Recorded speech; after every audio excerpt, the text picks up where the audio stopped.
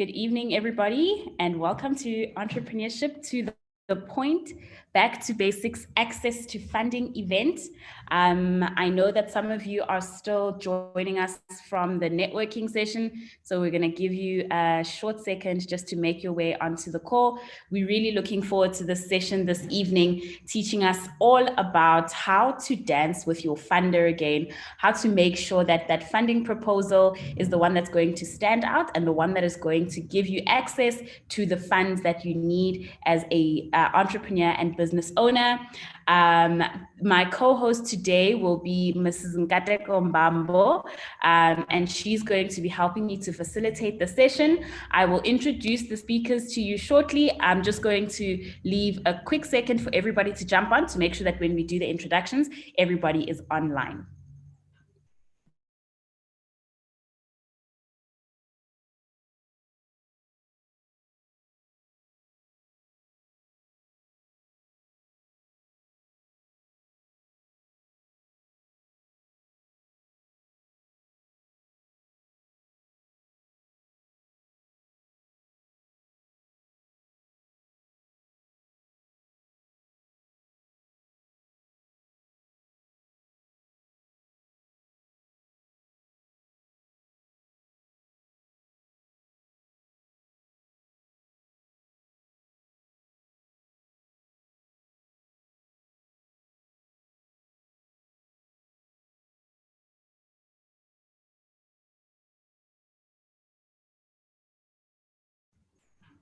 Okay, I think we're going to get going. NK, are you ready to go?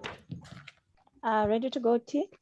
Okay, guys, so welcome and thank you for joining us this evening. My name is Tebogo, as I mentioned, and my co-host this evening is Mrs. Untitled Chapter. We also have on the line a panel of incredible speakers from various opportunity holding companies, I think, as we like to call them, from various institutions that are going to be talking to us tonight about how to dance with your funder again, how to make sure that when you're submitting those proposals to access the funds that you need, you are standing out, you understand absolutely everything that you need to know, and you are really putting your best foot forward.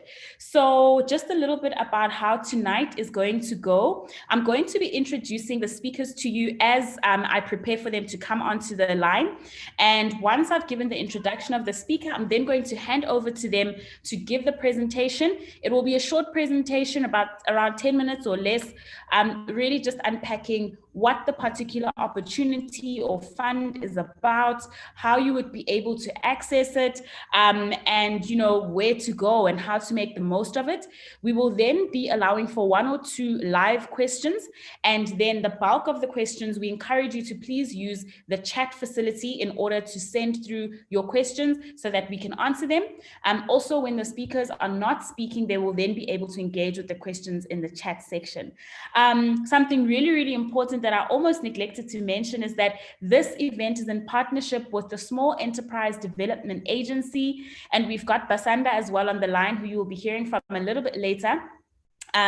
Welcome. And we've collaborated with SEDA to make sure that, number one, the events and the content that we are putting together are getting as much reach as possible in terms of making sure that entrepreneurs know that this information is available. And we know that SEDA has a massive database of entrepreneurs who would benefit from this content, but also because as the Small Enterprise Development Agency, we know that their heart is for entrepreneurs, for entrepreneurship, and really for anything that will make sure that we are going to the next level as business owners. So we welcome our partner for this evening's session.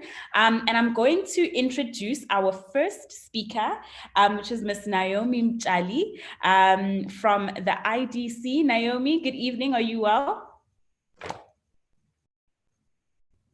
Hi, yes, good evening, everybody. I am well. Thanks, Deborah. Thanks for having us. I'm going to stop sharing because I know that you're going to put up some slides shortly. So the rest of the speakers can stay on the line. You're welcome to keep your cameras on or off. But Naomi, you can go ahead and just pull up your slide. First and foremost, please just let the audience know who you are, where you are from, and just a little bit of context about what your role is about. And then I'm going to hand over to you to go straight into your presentation. Great. Let me know when my presentation shows. I'm not sure. Let me just get it ready. Okay. Is it up? Yes. You can just Okay, put it great. into full screen, but we can see All right. it. All right, great. Thank you. Right, great. Thank you very much. Yes, good evening, Tebogo, Ngateko. Thanks, and Desikan, thanks a lot for having the IDC here to present to the entrepreneurs about what IDC provides, who the IDC is. My name is Naomi Mjali. As you have said, I am the Gauteng Regional Manager within the Small Business Finance Unit, which is a newly established unit that deals solely with financial applications from clients from 1 million up to 15 million rand. So it's very exciting that there is now a dedicated focus for IDC on small businesses. I'll be presenting on the IDC's funding product and the application processes. And I suppose it's an apt time to do so. You know, with the easing of the lockdown, we have seen the economic tires slowly, you know, rolling out again. Although at a very slow pace, but I think it's encouraging that we are seeing some activity happening. So this is an opportune time for us to present on who we are as the IDC. So briefly, in terms of who the IDC is, we are a state-owned entity. We were established in 1940 to promote economic growth and industrial development. Excuse me.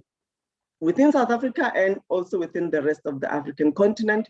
As I said, we are self-financing. We have an asset base, which is our balance sheet, is worth 109 billion. This is as at 2020. Our financial results for 2021 are obviously not out.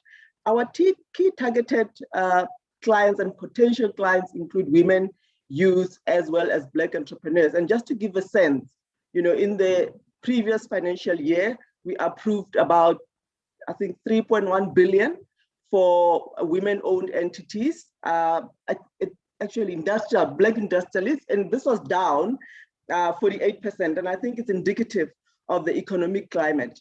And for youth-owned entities, we approved 0.9 billion. That was up 4%. And I think it's encouraging to see some activities from youth-owned companies. In terms of our IDC activities, the activities that we finance, pardon me, we provide development finance as we are a development financing institution. We also get involved in project development. In this instance, you know, if there is a significant project, a strategic project that needs to be funded, IDC will co-invest with other funders, but it's part of the IDC objective to get involved. And as we say, we are an industrial development corporation. So we are about developing new industries. You know, when you look at our website, you'll see that we were instrumental in developing the Sasols of this world. You know, that is really the key role of the IDC. We also involve quite a lot with research and policy inputs. We have a dedicated department that has inputs into you know, research papers, whether it be about the economy, whether it be about the industries that need to be developed. That's a very key role that the IDC plays. We also provide fund management activities. You know, funds like your MSEP, IDC is responsible for managing those funds. We've also managed overseas funds like your EU fund, where IDC is mandated to manage these funds, you know, to facilitate funding to sectors or individuals that might not necessarily have been able to access this funding. We provide non-financial support in the form of business support. And this is where we find there are gaps with business plans that our clients provide. Where we find there are gaps, and this is a potential to be funded by the IDC, then we will involve our business support teams. We have accredited consultants that we then employ to help our clients with whatever area we find has gaps, whether it be the business plan or marketing information or technical aspect of the business. We do provide that, but it is to clients that show potential to be funded.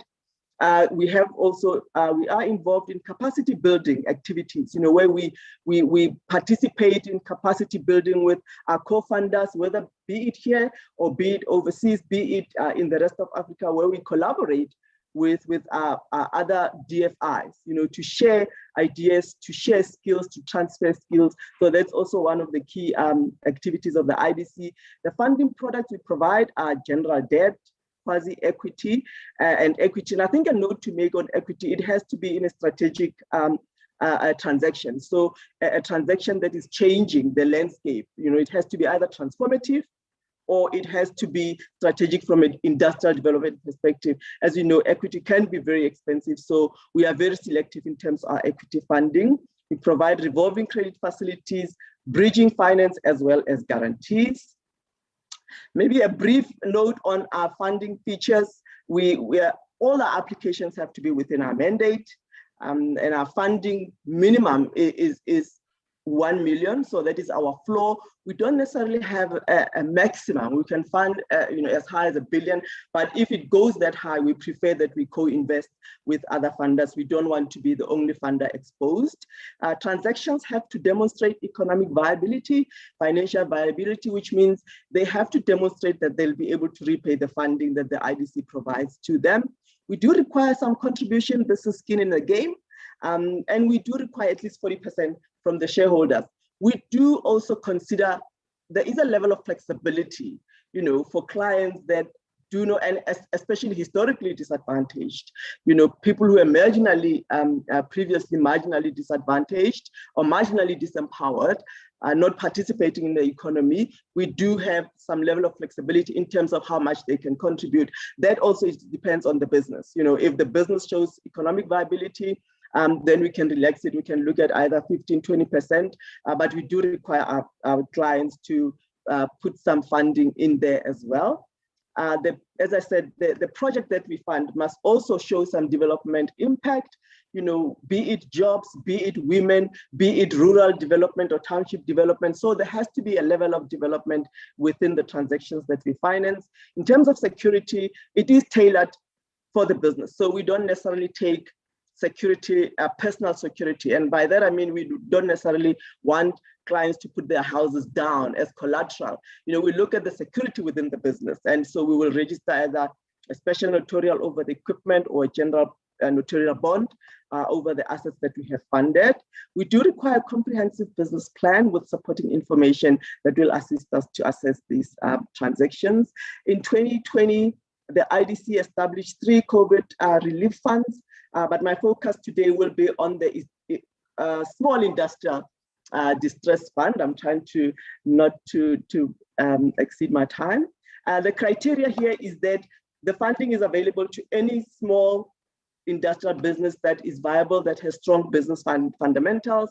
It has to be an existing business because you can't be in distress if you're not existing, and you have to have a trading history. It needs to be registered within South Africa. So this fund, the distress fund, is only available to South African companies, and the business should operate within the IDC mandate, as I had indicated. Critically here is that the business should show a clear turnaround plan, within the next 24 to 36 months. Show us how you're going to recover and what is going to inform that recovery in terms of, your being in distress. I don't want to go too much in here, but these are the financing facilities. We offer working capital guarantees or revolving. It is available at a very favorable prime -3, and the maximum for this one is 15 million. If it is above 15 million, then clients can then apply to our other business units. I think critically for me is just to discuss this.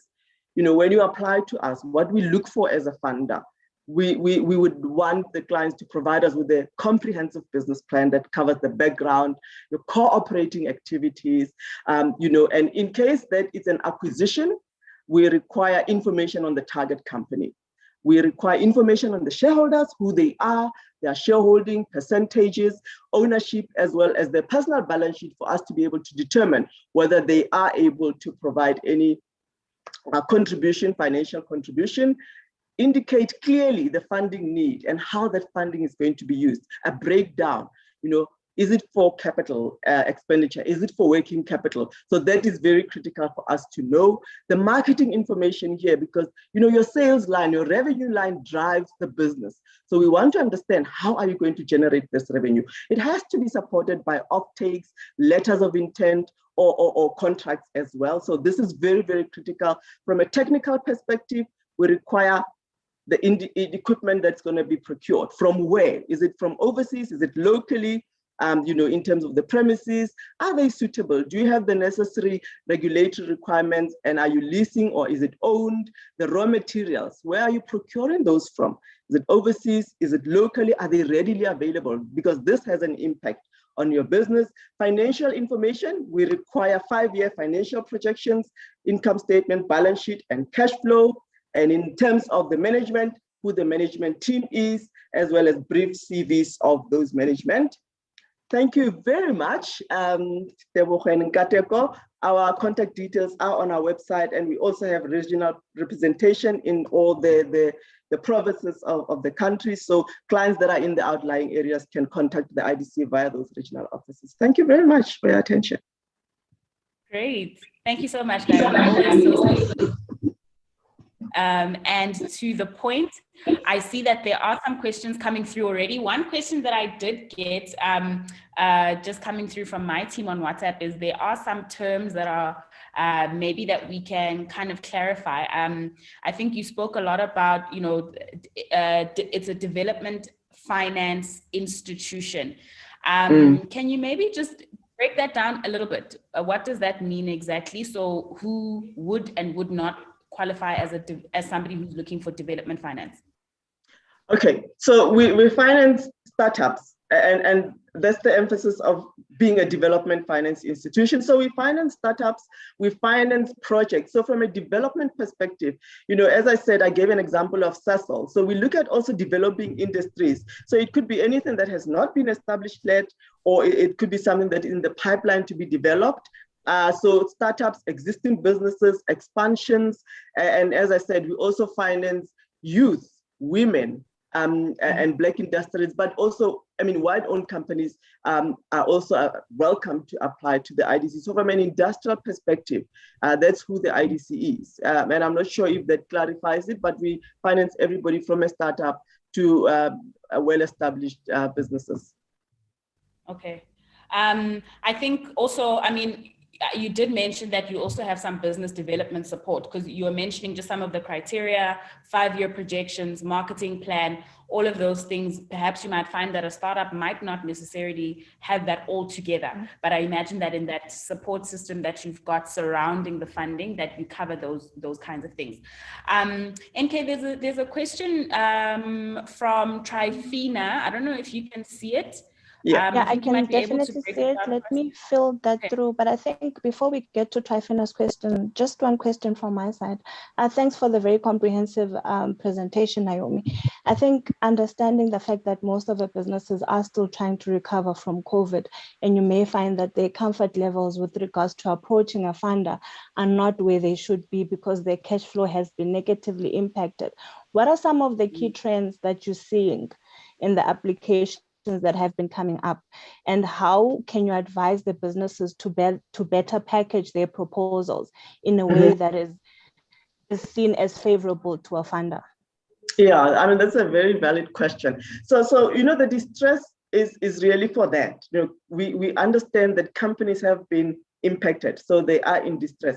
So a company but they should demonstrate that the distress is as a result of COVID. Because we can't look at losses that precede COVID. So are post, maybe precede COVID by more than 2 years. So if a company has been loss-making for the past 3-4 years or so, then it's difficult to motivate that the losses were as a result of COVID. However, they can still come to apply for funding, but then we will consider them under our normal or regular funding and not necessarily under distress. So those that are in distress and they have been experiencing losses, they need to just demonstrate their turnaround plan to say, I was making 12 million per annum, and with the advent of COVID, my revenues dropped because I lost customers, I couldn't get supplies, my revenues dropped to like half of that or even below that. However, I have now been engaging my customers, and the indications from them are that they'll start ordering from me again. And even the supply of raw materials that I can produce my products is now available. So my plan is within the next 12 to 18 months, I'll start generating revenues. But obviously, we don't expect that the client will go back to that to those revenues of 12 million. We would like to see a gradual growth of the revenue. So clients can come. And we have a walk-in center. I think I need to mention this. They can walk in through our walk-in center and inquire. We are working from the office on a limited basis. Not everybody's back, but we're back. About 40% of the staff is back. So there will always be somebody at head office to engage with the clients that have inquiries. So clients are welcome to apply, but they need to demonstrate that the impact of COVID had a negative, or the negative impact of COVID, they need to be demonstrated on their financials. Oh, thanks for that, Naomi. And then to Trifina's question, does the IDC fund property development projects? Not yet, unfortunately, and it's really because of the speculative nature of it. And the mandate of the IDC has changed over time. There was a time when we used to finance the franchise industry, the service industries, and who knows, we used to finance the construction industry, but currently in terms of property development, no, except if it's a tourism property that I need to highlight. So if somebody establishing a hotel, that we can finance, but commercial property development is outside of the IDC mandate. Okay, all right, thanks for that. And then there's a... Naomi. Oh, sorry, NK. I'm gonna move on quickly because I'm just aware that there's still quite a lot of speakers, but I'm gonna encourage Naomi and yourself, if you can also, NK, to just jump in those chats and maybe we can cover some of the questions there.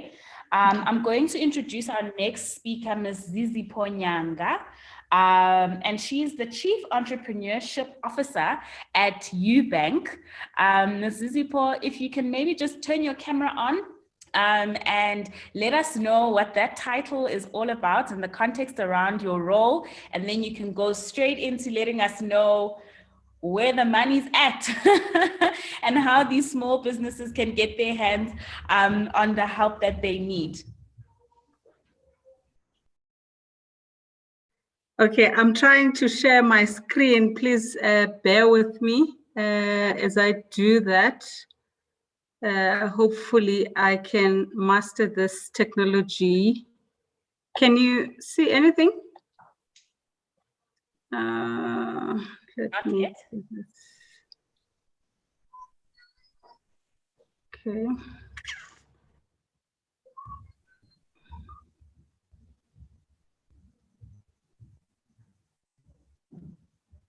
Anything now? It's coming up now. Yes, so I am the Chief Entrepreneurship Officer at Ubank. Can you hear me? Can you see my screen? Yes, we can see your screen and we can hear you loud and clear. Great, great.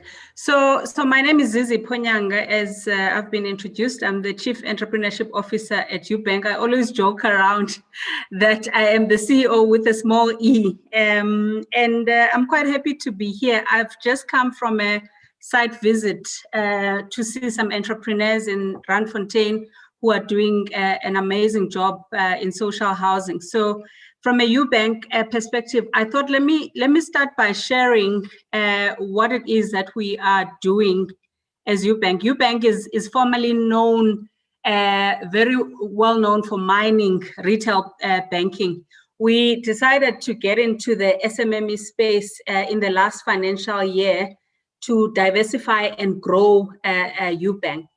But for the purposes of today, I thought it's important for us to just talk about the landscape of SMME in South Africa and just pick a few items around key insights that were shared from the Banking Association of South Africa in 2018. There are much more recent studies that have been done, but this one I picked to share because a lot of entrepreneurs would complain that there is no access to funding, or they are struggling to get approvals from institutions, whether it's commercial banks or development finance institutions. This study that was done shows a number of things, as you can see on the screen. But what I want to highlight today is there are a number of reasons why funders decline applications from SMMEs. One of those things is insufficient collateral, weak business performance and poor credit profile. Now, you will know that when we assess businesses as funders, we don't only look at the business, we also look at the person behind the business itself. So it's important then to understand what your needs are as an SMME versus what the mandate of that particular funder is. Otherwise, if you don't research and understand exactly who offers what, you will forever be knocking at different doors and wasting time. Maybe you have a purchase order that needs to be fulfilled immediately because you haven't done your research to check exactly if Ubank does this kind of funding, or IDC or CEDA. What exactly are these organizations offering? You will waste a lot of time instead of going straight to the one organization that is going to help you. The poor credit profile is one of the things that I want to highlight. We often, as entrepreneurs, do not pay attention to how we conduct our financial business, be it from a personal point of view or from a business point of view. When funders are looking at business plans and submissions that SMMEs are making, they also look at the entrepreneur behind the business itself. So if you are mixing your personal finance with your business, you are swiping cards left, right, and center, business cards for personal expenses, by the time you come to a financial institutions, we look at those things and you find that you are declined because you are blacklisted or you are reckless in your in managing your funds. So it's important to look at yourself as the main person behind the business and the business itself in terms of business performance in order to get funding. The challenges that I've highlighted on the right, they talk about the same things. It's aligned to the study that was done by Basa. But it's important for, as I've highlighted, for entrepreneurs to then do research and understand what kind of a business are they getting into, who is likely to be their technical partner, can they be jack of all trades or not for this particular business. For instance, if you have a purchase order, maybe it's a trading environment, you're just buying a bottle of water and you're supplying it to someone else, versus a manufacturing entity or an agricultural entity where you have to have technical skills, business development skills, financial skills, and all the key ingredients that are required. So this slide, I thought I should share it tonight to help entrepreneurs really improve their chances of getting funded by funders such as Ubank or IDC or anyone who's offering funding, so that you know exactly what these funders are looking for. In terms of businesses that we look at from an SMME point of view, my colleague Naomi spoke about the different types that her organization are offering. If you look at this graph, there's different categories for SMMEs. There are pre-startup, the startups, the survival, there's growth. From a Ubank point of view, we are targeting entrepreneurs that are in the growth space, without necessarily ignoring those that are at pre-startup and survival. What we're doing in that space, we're really trying to collaborate with government institutions that offer grant funding or non-financial support, such as CEDA, or enterprise and supplier development programs where corporates can give access to markets and patient funding. And then we are able to offer blended finance from a Ubank and those institutions, so that we get those institutions ready to migrate into the growth phase where they can handle debt. Because you will agree with me, you don't want to necessarily get debt that you can't afford as a business. So it's important from a Ubank point of view to see how we can structure your business loan such that you are able to handle the debt from a business point of view. And then I did say we are just entering into the SMME space as Ubank. Predominantly, we're in the mining space. We are really targeting growth businesses, as I said, and we're looking for high impact entrepreneurs that can create jobs, that can enter into sectors where ordinarily people wouldn't have access. We are starting at a minimum of 250,000 to about 1.5 million. That is a market entry limit, which we are reviewing in this financial year. So we are likely to then announce to the market that we will be offering more than 1.5. It is just the beginning. We're focusing on purchase orders and term loans in the beginning. We also offer transactional services to the SMMEs, because it's important to separate your personal finances from your business finances, so that you are able to see whether your business is actually making money or not. You can access us through our website. Our application process is a digital one, where you go to www.ubank.co.za. You fill in the application digitally, you upload the information that we require digitally, and we're able to then assist you with the loans that you are looking for. The last point I want to highlight, I'm mindful of time, collateral in the previous slide that I shared is one of the barriers that is cited for SMMEs to get funding. From a UBank point of view, we are really trying to make sure that we can look at the collateral requirements on a case-by-case basis, rather than applying a blanket approach. If you come to us and we can see that there's a valid reason, and you have actually gone to your creditors and you have made arrangements to pay off whatever you were owing, and it was really something valid that caused you to be there, not reckless lending, then perhaps we can look at assisting you. That is what I am going to talk about today. Thank you very much. You can go to our website for more information. Thank you.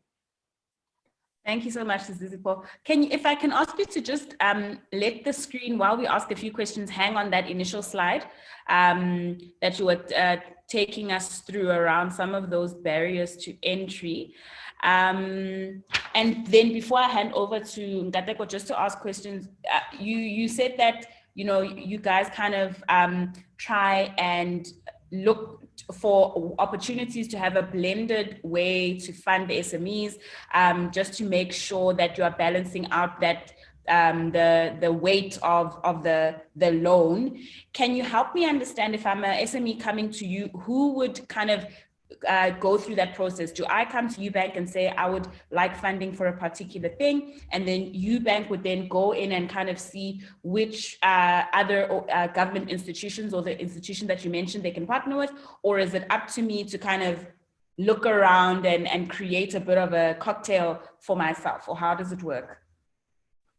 So the SMME landscape is quite a complex one. I don't think even amongst my colleagues on the panel, I don't think anyone can think that we can do this on our own. We need to collaborate as development finance institutions, as commercial banks, to be able to make the impact that we need to make. So we, the entrepreneur would come to us and we do a financial analysis of what they are looking at. And we see that, for example, they don't have enough equity contribution towards the transaction. We will do our best to then access other organizations such as the Department of Small Business, such as Enterprise and Supplier Development, that offer patient funding. Even from a UBank point of view, we've got Enterprise and Supplier Development. So we will be looking at that transaction, trying to make sure that we structure it accordingly so that the burden on the business for the loan is bearable.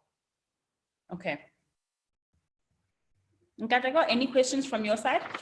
Thanks for the presentation, Z. I think generally SMMEs tend to shy away from commercial banks, mainly because of the perception that they're profit-driven and they don't have that developmental mandate. What I'd like to know is really, how will UBank position itself in a way that makes them approachable to SMMEs? So UBank has been in South Africa for a while now. In the communities where we have presence, we see the dire need for people to not only rely on jobs, but to also create jobs themselves. So one of the main things that we are driving in the SMME space is collaboration with funders that have development aspects that they are driving. Even ourselves from a UBank point of view, even though we are a commercial bank, we understand that based on the research that we've done in order to get into this market, one can't just give money to entrepreneurs without being willing to give the non-financial support that is required. So the non-financial support that goes with the funding is a key thing to make sure that the SMMEs that we back actually succeed. That is one of the things that we would like to differentiate ourselves with, plus collaborating with others. Okay, thanks for that, Z. And then in terms of sectors, are there any sectors that you tend to shy away from and those that you prefer? Currently, we are looking at almost all the sectors with the exception of tourism and hospitality, bearing in mind that we are focusing on purchase orders mostly. So entrepreneurs would be having purchase orders across the board. But as we know, because of COVID-19, there's a lot of impact on entrepreneurs that are in the hospitality and tourism space. But we're happy that government has made a lot of effort to have interventions that are required to help those entrepreneurs as well. Okay, thanks for that. And then one last one, what kind of tips can you give to SMMEs to improve their relationship with their business bankers in an effort to proactively make sure that their business account is in a good standing and they're able to access help as and when required? I think for me, Nkateko, entrepreneurs need to know that creditors and bankers and any stakeholder that you deal with as a business, look at them as your partner. Talk to your banker, and if you cannot make a payment on time because you're affected by COVID or whatever the reason is, rather than leaving things to the last minute, it's important to say to your banker or your funder or your partner, there is a problem. I foresee that I'm not going to be able to pay the loan, or I foresee that I'm not going to be able to afford the salaries. Instead of me having that the business fall apart, can you help me with some bridging finance so that I'm at least able to pay the salaries so that my employees can do the work and be paid at a later time?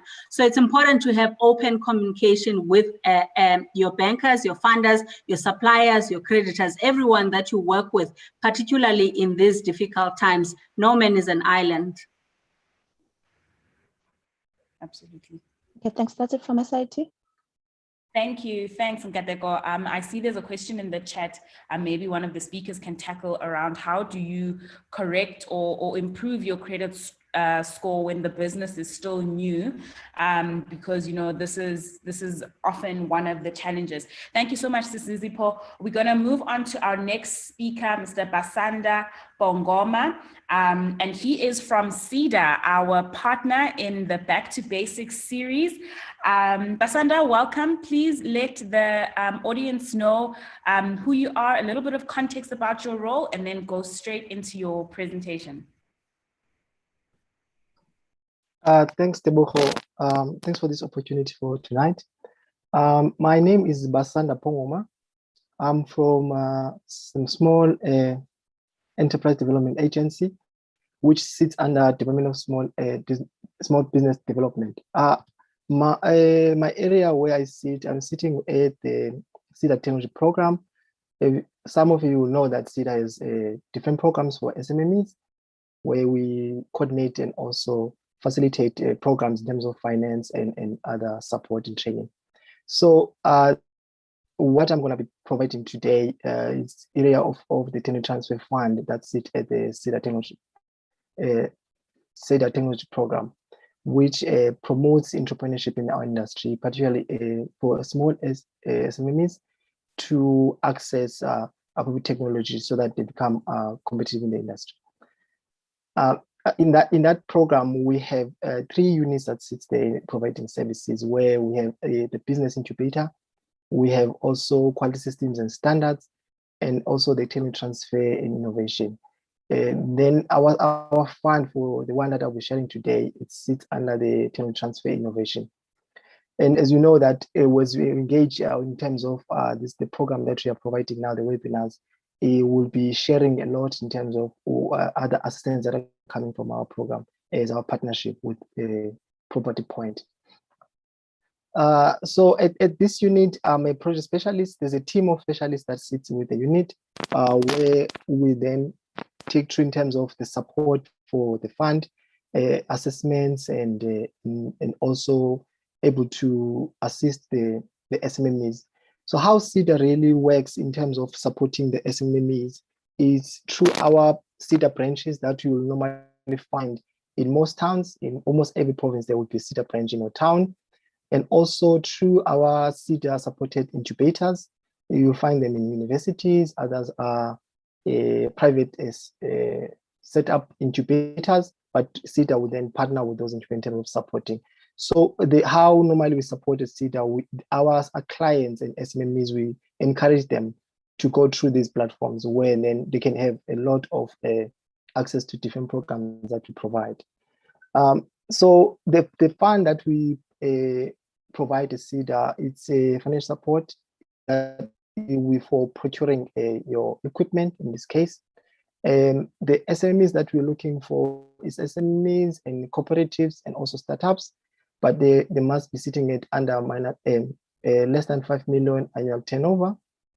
These SMEs, most of the time, our fund provides a maximum of 600,000, including VAT. So since our fund is really limited fund, and most every time it's overly subscribed, it's really it takes through process in terms of committee evaluation. So we allow in terms of there are different levels where the SMEs will go through in terms of applying, and that's why then we then say most of SMEs they should go through via our branches. So because through our branches you'll have assistance with the business advisor who can better assist you in terms of what are the needs for your business, even before maybe you come and want the fund that you're looking for. So you'll get all sorts of support from the business advisor. And even when this fund comes, when it's open, you then are allowed, easy that you can apply for it. The fund basically assists several things with the channel that you want to acquire in terms of the cost, of the technology. If you, let's say you want to design and develop the technology, you then get funding for that. Let's say some other guys sitting in areas of sciences, when it's formulations or materials and method transfer, we also support that. For new startups, also in terms of the fund, we also provide your installation and raw material. That fund, that money goes up to 10% where we support. That only applies to the startups. What the fund does not support, it's people who are looking for research and development or prototypes or software applications. So normally when you come and see that as a startup, you already have a prototype, but now you want to go to the market and develop it, and then we can support you in that.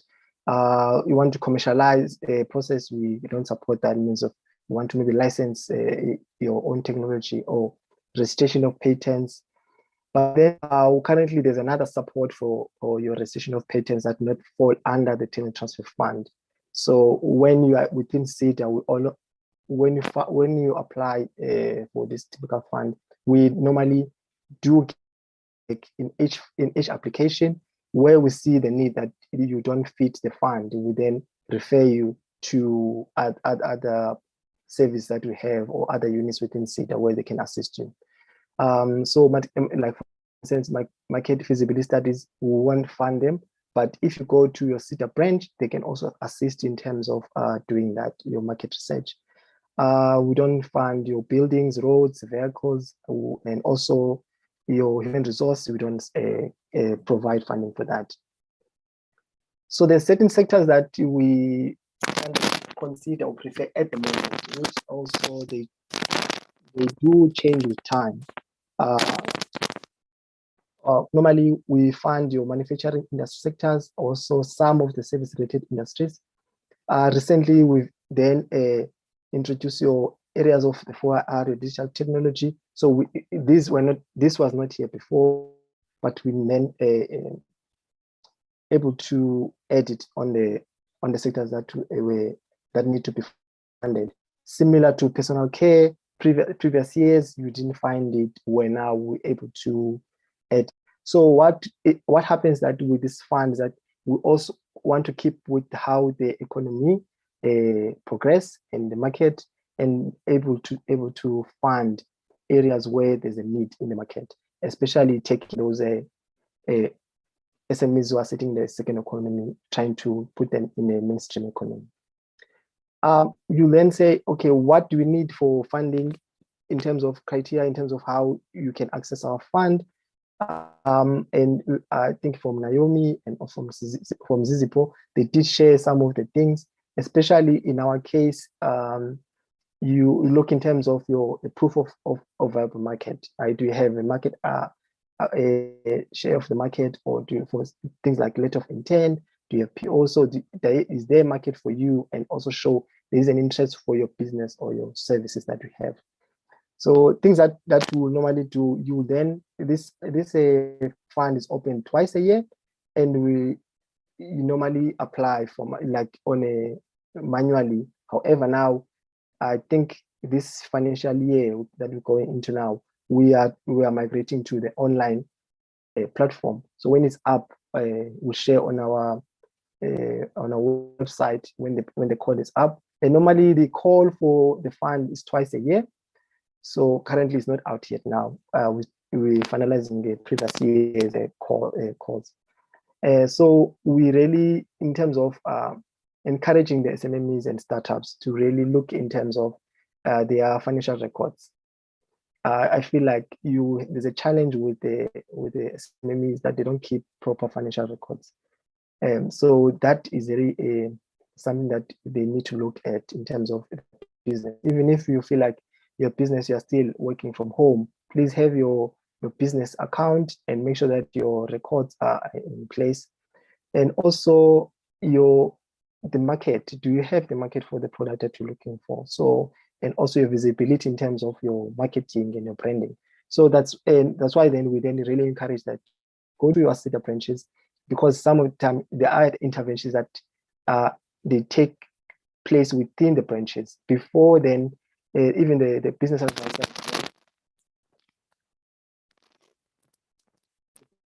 will then advise you better to save. Can you hear me? Basander, I'm not sure if I'm the only one who's to hear that last part. Oh, I'm saying that in terms of we encourage our if I can just check in the chat if you guys are audible. He's audible, T. Okay. Thanks, Kateko. So just last one. We really encourage the SMEs to go to our SIDA branches, especially they will be assisted with the application.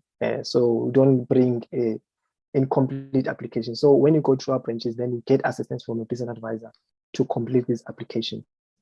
So things that we're looking for is that the term that we want to acquire, do you have 3 comparable codes? Chances that also the service provider you're looking to acquire the terms form is CSD compliant.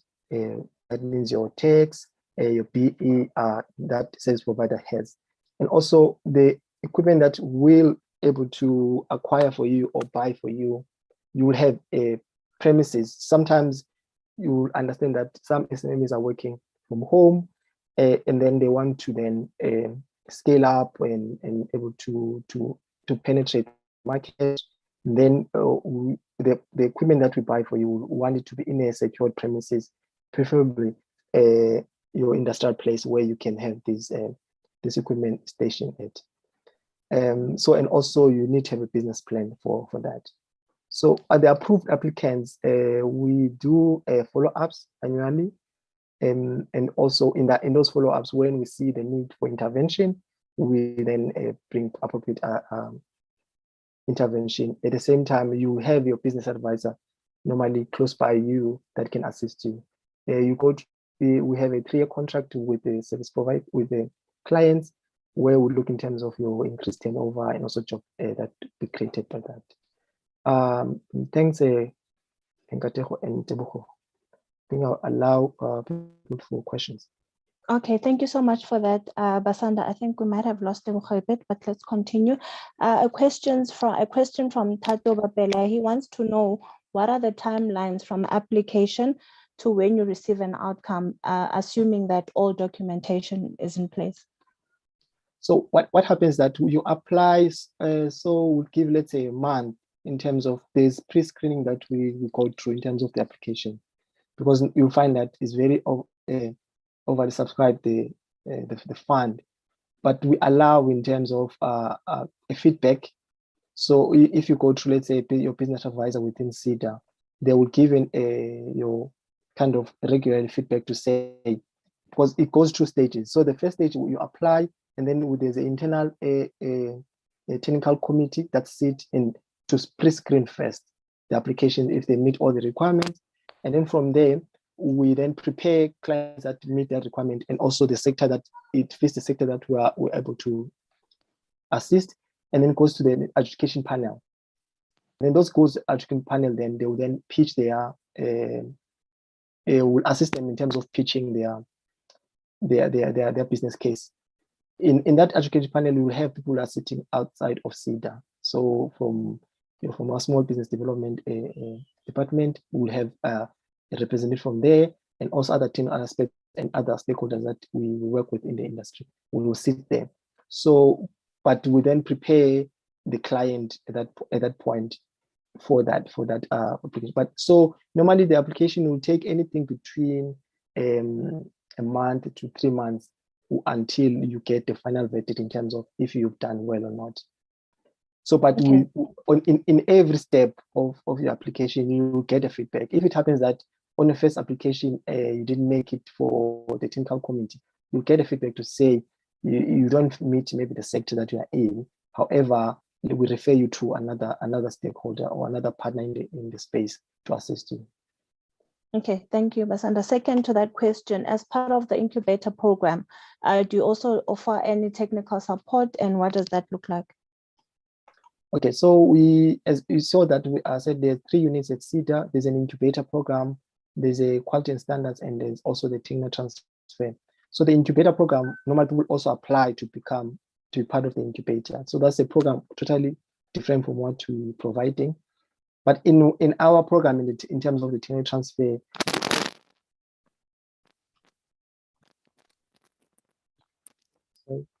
so in our program, we also have a technical assistance.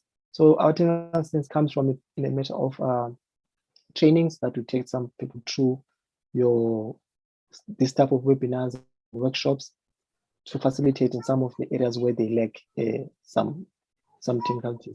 But we don't really support handheld technical support in terms of our unit. However, we can always refer, for instance, someone to TIA in the technical station if they need some technical expertise to support them, or even to the CSR.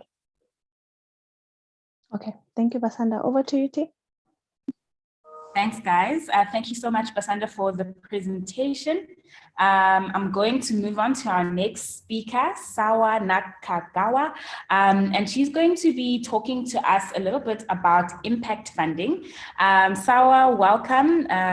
Thank you so much for joining us. It's been a long time since we've seen you. If you could just maybe give a little bit of context about 3 Arrows and about the organization, and really just help everybody on the line understand what impact funding is and how it could possibly be relevant to some of the work that they're doing, and of course, what is the best way that they would be able to access this kind of financing. Great, thank you so much. It's such a pleasure to be here. It is a shame that we're not meeting in person, and I do miss that very interactive format that you normally have, very engaging, but I'll try my best. So my name is Sawa Nakagawa. I'm the founder and partner of 3 Arrows Impact Partner based in Johannesburg.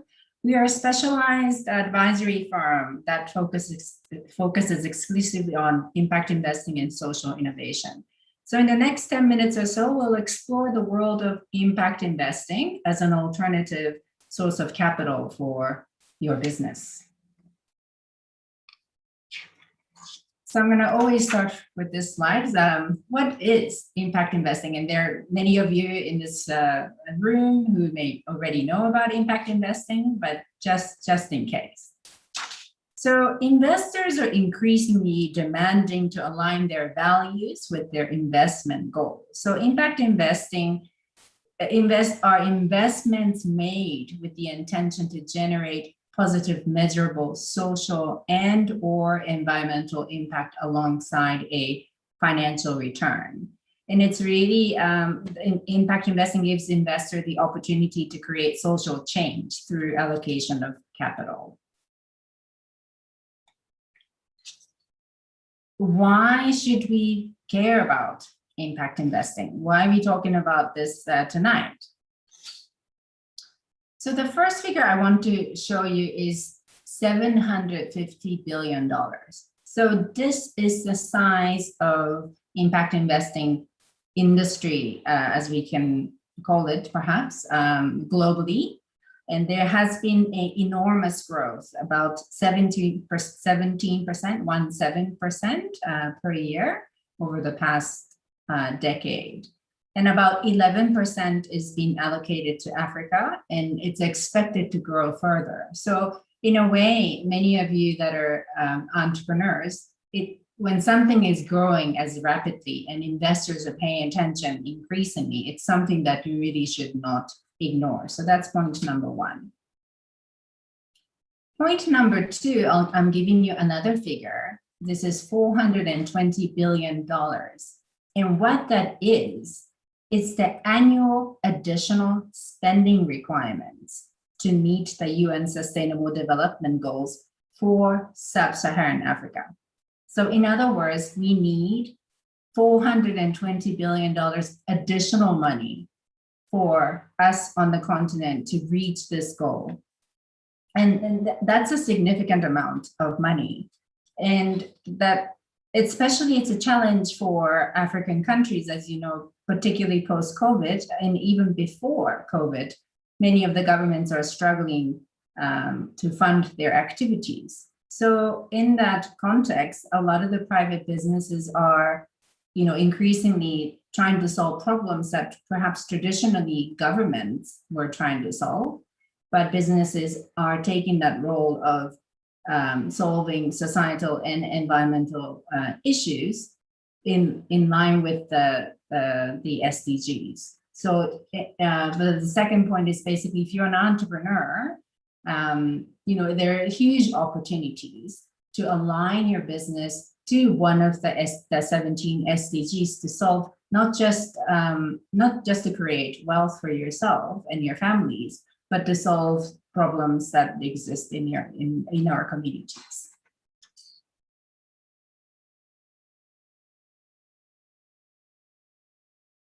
So how do I know if impact investors are the right fit for me? And I'm going to quite keep it high level, but I'm going to give you 5 questions that you can ask yourselves to see if this is something that you might want to consider.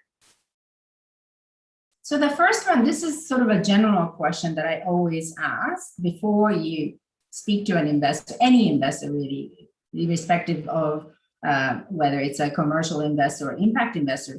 Do you need funding? It's a very important question. I think, as you know, cash flow is your best friend.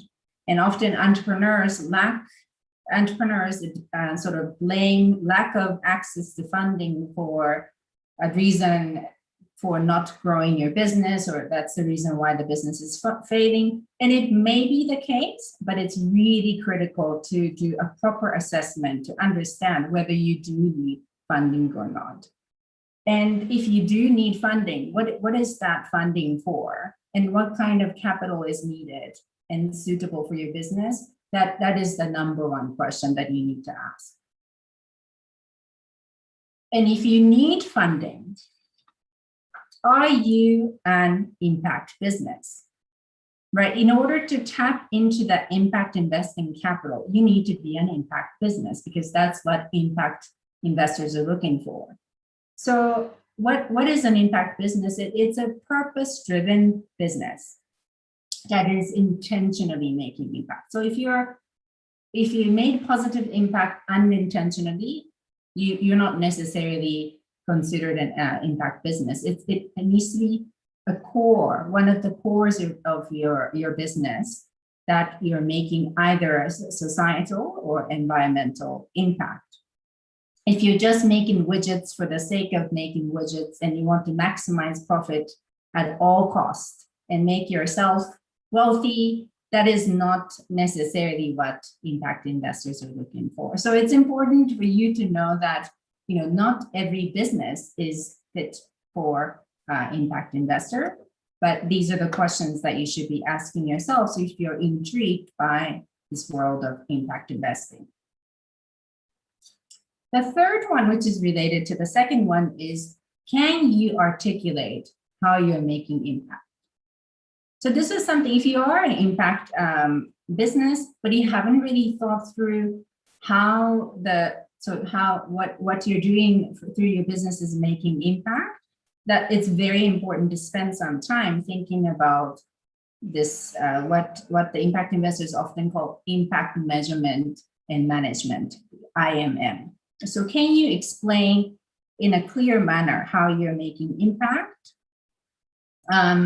And there are a number of tools that you can use to do this. There is what's called a theory of change, and I'm happy to send you some links to demonstrate your impact. But it's an important, because intentionality and measuring impact are sort of two clear issues of what category almost of what makes impact investors impact investors. The fourth one is what is assessing. I think this is also important, even if you're looking for traditional funders. What kind of impact investors suit your particular needs and are value aligned? I think that some people say that, you know, getting investments is sort of like getting married. It's a long-term relationship. You want to make sure that the investors in your business are fully aligned. Do you have the same values? Are they going to help you beyond just your financing needs? And there are a number of questions just now about technical assistance. Is that something that you're actively looking for? Do you want them to sit on the board? So these are some things that you need to assess about what kind of investors, impact investors, you're looking for. And lastly, I think this point was already raised by Zizipo, and it's such an important point. Have you done your homework? So this also relates to not just impact investors, but have you compiled a list of target investors to reach out with your proposal? And it seems such an obvious point, but you'll be surprised about how many entrepreneurs go and apply for funding at an institution where, you know, they don't fund that particular sector, or the size is not right, or the capital type is not right. So it sounds like it's a basic thing, but you really need to do your homework of, you know, what type of things they're funding, what they do, what are they looking for from due diligence and legal agreements, and there are lots of questions about accounts. These are really important for you to you know, dance with your funders, because, you know, you want the investors to come to you perhaps, but they're too busy, they're not going to come to you. So you need to do your own part to learn the steps to be able to dance together. Here are some South African companies and organizations that are considered impact businesses that have received, some of them have received funding from impact investors. I thought this is interesting information for you, just to see what are impact businesses and what kind of funders are there. There's also a property example that might be relevant to the audience. And thank you. So that was short and sweet, and I'm very happy to take additional questions through the chat or otherwise. Thank you. Awesome. Thank you so much, Sawa. I think it's always so enlightening to hear you present. It's always just a moment to get the wheels turning. And I think a lot of times SMEs spending a lot of time in their businesses, and yes, a lot of the businesses are for profit. But I think sometimes if you look closely at your business, there's probably significant social change that you are making in some of the spaces that you're in. And really, it's just a matter of honing in on that and actually paying attention to see how you can maybe grow an arm out of your existing business to something that has a high impact in your community. And I know that a lot of the businesses, even on the Property Point program, you know, when they grow to a certain level, it starts to become even more important for them to do the kind of work that will have a ripple effect within their communities. Let me see if there are any questions. I think just a lot of thank yous. It was a very enlightening session. Nkateko, I don't know if there's any questions from you specific to Sawa's presentation. I think it's just maybe understanding the types of sectors that impact funders mostly focus on. So yeah, thanks for that great question. And just as commercial funders are, they choose their own focus areas. But increasingly, I think what's interesting is that a lot of the impact investors are aligning with the SDGs. So they might choose, you know, education and climate change, or so they often use those lenses to invest. There's also some broad themes. Increasingly, investors are interested in gender issues. So there's gender lens investing. And I think that, you know, my last point is there are lots of opportunities, I think, for entrepreneurs in South Africa to showcase their work, because a lot of the entrepreneurs are solving problems in whatever capacity, and, you know, aligning to SDGs to demonstrate that, you know, they're truly making a difference and being able to access a different type of funding internationally or domestically. I think it's quite important. Yeah. Thanks for that. I think maybe also. Oh, thank you so much, NK. And so just for clarity, if a person was to approach Three Arrows, your kind of engagement would be around helping them identify the correct funder, or what would the role of Three Arrows be in the process should they be approached by a SME? Yeah, so it's a good question. I think it depends on the case-by-case basis. You know, I'm also happy to perhaps put on the chat some good resources that the entrepreneurs can access. And because I'm mindful always that, you know, businesses, including myself, SMEs are so scarce in terms of capital. So I don't want to be charging people expensive consulting fees, but I'm happy to generally support entrepreneurs. Okay. I see we have a very important question from Lebogang. Can I fill that through, please? Yeah, sure. Sawa, Lebogang would just like to know what you think is the most valuable piece of information that one should include in their proposal when applying for impact funding. Yeah, so that's an excellent question. And I think it's hard to say what that one thing is, because you need to know that particular investor. So I would say majority of the investors are commercially oriented, as in they're looking for financial return. So you have to have all the ducks in a row in terms of your projections, your historical financials, but added to the fact that you can demonstrate how the impact happens. I'm going to just try to find a link to Theory of Change, where you can use that tool to demonstrate how you see the impact happening and how you intend to measure and sort of monitor, which is one of the distinct elements of impact investing. Thanks for that question. Okay. Thank you. Thanks, NK. Okay, so we're going to move on to our very last speaker for today, Mr. Wanda Motuna, and he's the head of projects at Emerge Group. Wanda, welcome and thank you for joining us today. I think at Property Point, we are quite familiar with your work, but if you could please just give us a short introduction of who you are and what the Emerge group is all about, and then go straight into your presentation, that would be great.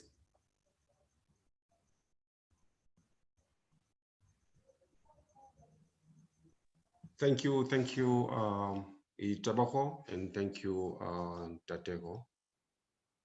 I'll just put up my screen and then Great. I hope it will come out right. That's my biggest challenge. We can see your computer desktop. Okay. Yeah, now we can see your presentation. But if you can also just turn on your camera for us because we can't see you. Okay, right, I'll switch it on.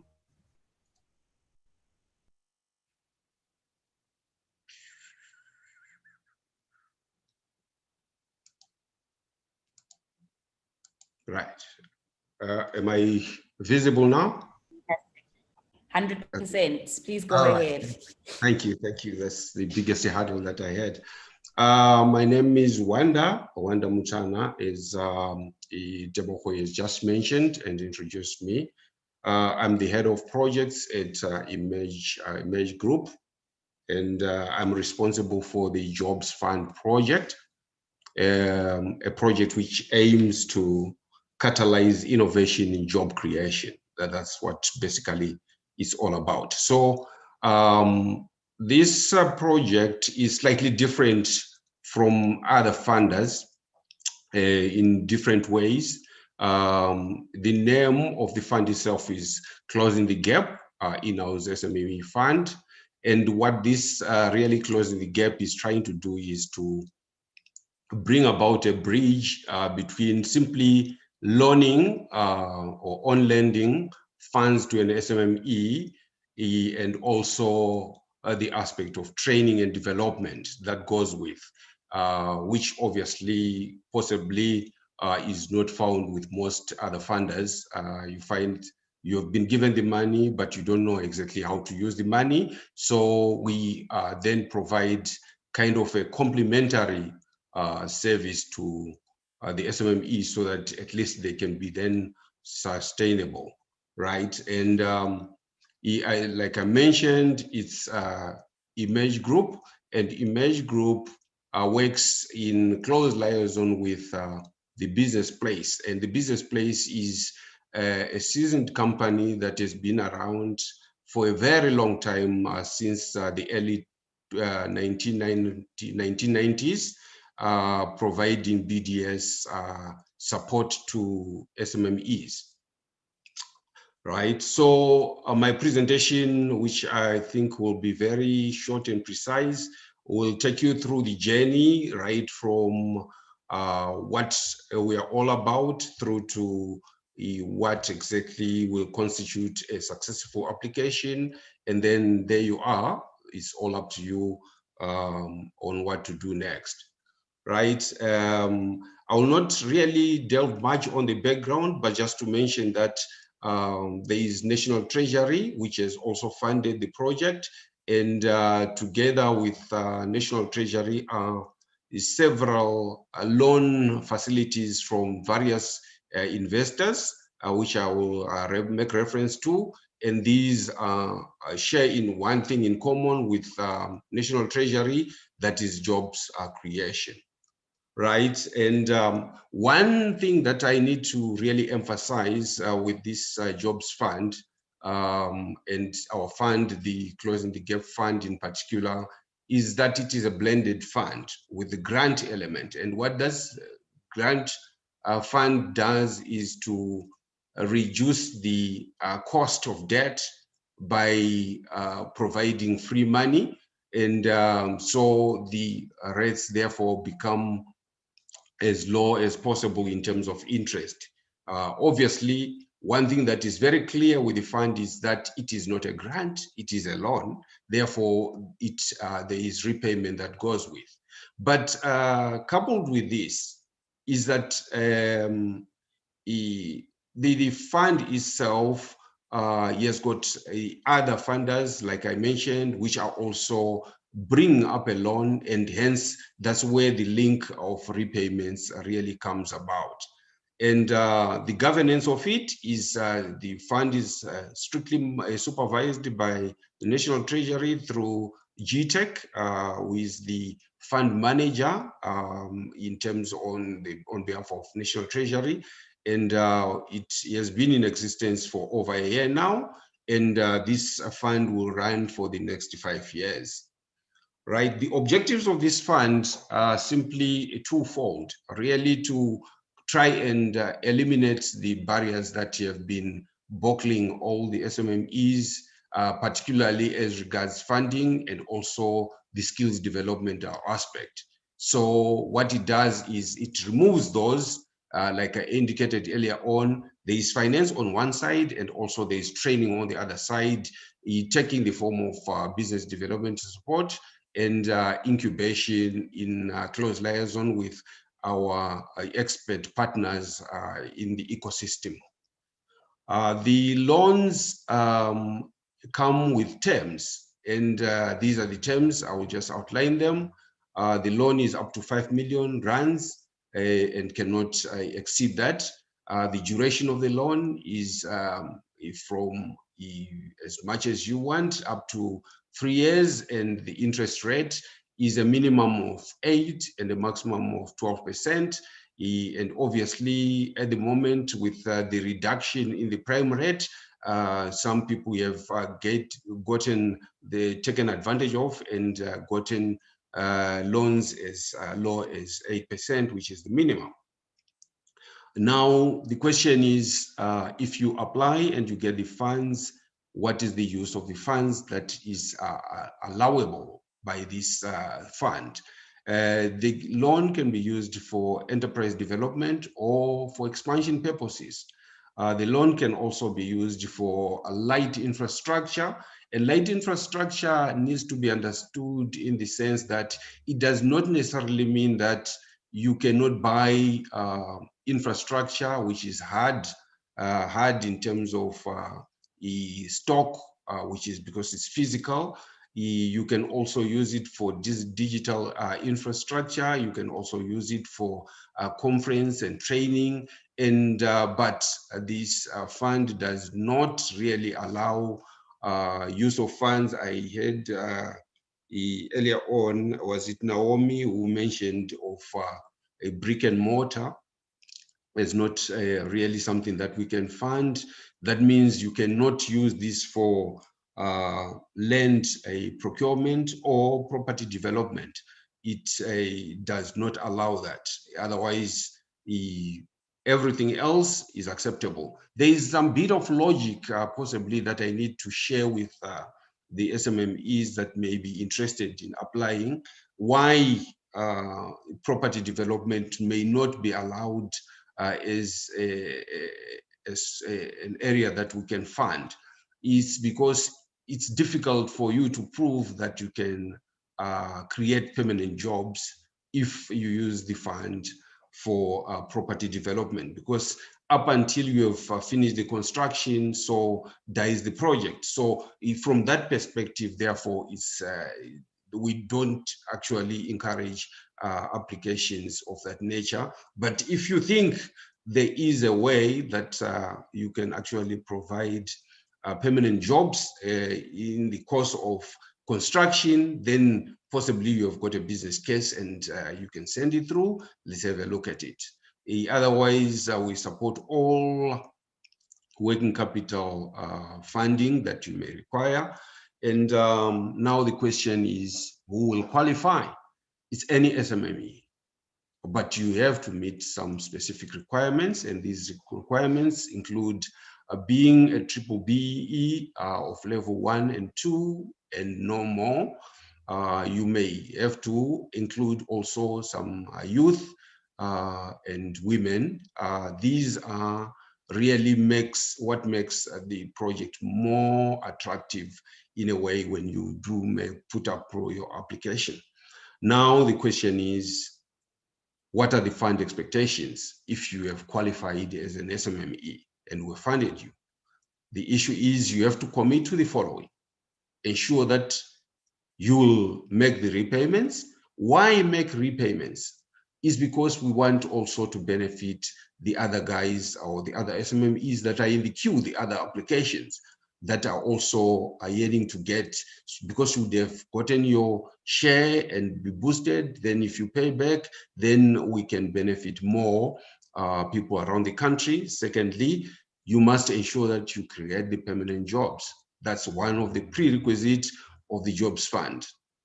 The third thing that you need to do is, remember, I say that we do offer training. Therefore, you are compelled to attend and complete a post-investment training that would schedule for you as soon as you have been successfully approved or with a loan. And then after that, you need to submit monthly your management accounts. Why submit management accounts is because we want also to be able to monitor that you are sustainable. That's if where you have got areas of weakness. There was an earlier mention of maybe it was by Basander who mentioned that people actually at times may use their monies recklessly, or it was Zizipo who mentioned that also people do spend money in a reckless manner. So through our review of your management accounts, we are able to try and guide you in those lines, along those lines, so that you are then successful. And if you are successful, then you can be able to create the permanent jobs that we aim for. Fifthly, is the issue of you submitting a quarterly report in terms of the jobs that you will be creating. You will have to be given an opportunity to project the jobs over the period of 1 to 2 years, maybe up to 3. It all depends in terms of when exactly we expect you to have created jobs, because the requirements of job creation are on a need basis. So we are very appreciative of that, but that must be detailed and documented in your business plan. Now, the question is, what is the application process? How do you apply? The application is a simple one. You have to go through an application form that we provide, you complete it. You also provide an SME profile document where you detail all your information, so we know more about you and what your aspirations are. Then we also need your mandatory documents. I'll just show you a little later on in terms of what really these mandatory documents, things like IDs and everything else that goes with any business. And then once you have done that and you have prepared a business plan, which was echoed by all the speakers throughout, then you are almost there. You submit the application, then we'll go through it and then give you the verdict. These are the mandatory documents that I referred to earlier on. IDs, BBB certificate, tax clearance certificate. You'll understand obviously that if the fund also includes grant money from National Treasury, surely you need to have your tax certificate or tax clearance in good standing. And then you need also to have a business license if whatever you are involved in requires a permit or a license. Then you complete your application form that I mentioned earlier on, then provide a detailed business plan. We do provide obviously a template that guides you in terms of what are the specific areas that we want you to tend to, and then you provide 6 months bank statements just to show that if you are an existing business, that you have been responsible, that you are managing your business well. There is a big stigma that or problem that goes that is associated with SMEs, where at times as an entrepreneur, they don't distinguish between their personal bank account and that of the business. So it is important that we keep the two separately. And then you provide obviously your annual financial statements, and then project the financials going forward, because that is what is relevant, and also the jobs that go with. You can provide an offtake agreement, you have got it, if you have got it, and or collateral security. The collateral security is not really a must, because we are going to support you by way of training, and it is where exactly we try to mitigate the risks of you folding or failing in the process.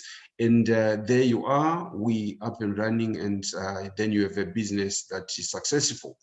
Now, what is it that goes into once you have submitted your application? There are 3 or 4 basic stages that we go through. We vet your application to see if it meets the requirements by way of documentary, mandatory documents. And once you have got a competent application, then we take it through the evaluation process. And this evaluation process will look at how many jobs you're going to create, obviously, so that we meet the primary objective of the fund. Then we also look at your management accounts by way of sustainability and your projections thereof. Then we also look at the criteria of youth involvement, the BBBE status. And then once you have met all those due diligence evaluation areas, then the application is taken to the adjudication committee, which is our investment committee, and then they make a determination whether you are approved or not. Whether you are successful or not successful, communication will be given to you by way of feedback.